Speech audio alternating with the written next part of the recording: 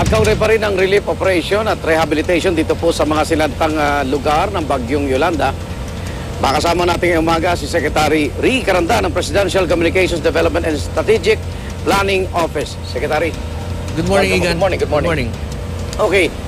Doon na sa announcement kahapon ni Secretary Rojas, parang ililipat na raw sa local government units yung relief at rehabilitation. So, paano yung transition nito? Kasi yung mga kababayan natin, parang iba ho yung tingin nila pag national government ang nakikita nila.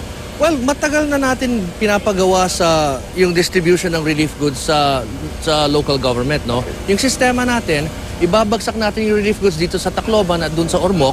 Mula doon, pipick upin ng mga LGUs, yung mga mayor, yung mga relief goods nila at sila magdi-distribute. Kung wala man silang truck, tayo nagpapadala ng truck doon sa ibang mga bayan at dinideposit natin yung relief goods doon sa munisipyo. So mula noon, sila naman talaga yung nagdi-distribute. Ang pagkakaiba lang ngayon, dahil nung nakarang araw, sinabi ng municipal government dito sa Tacloban, no, na kaya na nila na sila mag-distribute. So imbes na DSWD mismo from national ang magdi-distribute dito sa Tacloban, kaya na ng local government.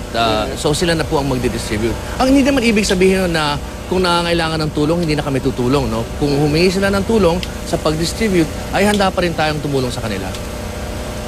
Okay. Yung natuklasan na nakaimbak, kasi sa isang warehouse sa Leyte, kamusta na yung investigasyon doon? At ito ba isolated case at hindi naman nangyayari sa iba pang mga lugar?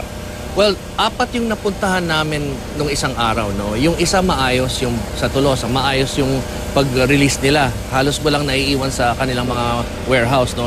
Yung 3 medyo may nag-accumulate na goods. Ang sinasabi po nila, kulang sa gasolina, kulang sa truck. Tinitignan natin ngayon kung may magagawa tayo para tulungan sila.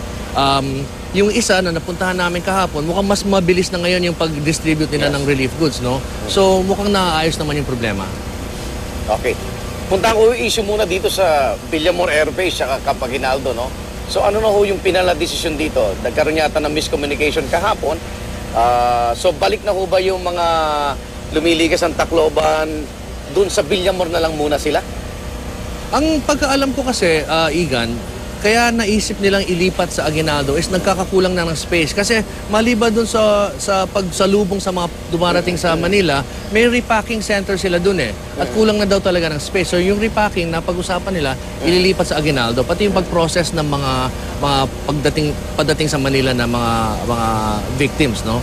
So I'm not sure kung ano yung naging final na decision dyan. Okay. Pagkaalam ko, bumalik, nasa Villamor na ata ulit except for the repacking. Okay. Yung pagtaya po ng NDRMC, mga abot na ng 4,000 o lagpas pa yung mga namatay po rito sa Bagyong Yolanda. Napuntahan ho namin yung yung mga barko at unaccounted pa yung bilang po ng mga nasa ilalim din doon, At iba pang mga natabunan ng mga bahay. So, tuloy pa ho ba yung pagbibilang natin sa mga casualties? Tuloy ang pagbibilang, no? Araw-araw, meron tayong nakikita mga bangkay hanggang ngayon, no? Sa pag-clear ng mga roads, meron mga lumalabas na bangkay pa rin sa mga barangay, no? So, tuloy-tuloy pa rin yung pagbilang natin. Ang ginawa lang natin kasi, nagkaroon ng konting confusion nung umpisa, no? Yung UN may count, yung Red Cross may count, tayo may count. So, ang pinagawa ni Secretary Mark, pina-revalidate niya yung mga numero. Kaya medyo bumagal yung pagbilang, no? Dahil nire-revalidate natin para makakaroon tayo ng mas accurate na number kung ano ba talaga yung official count. Okay. Maraming salamat po, Secretary Ricky Carandang.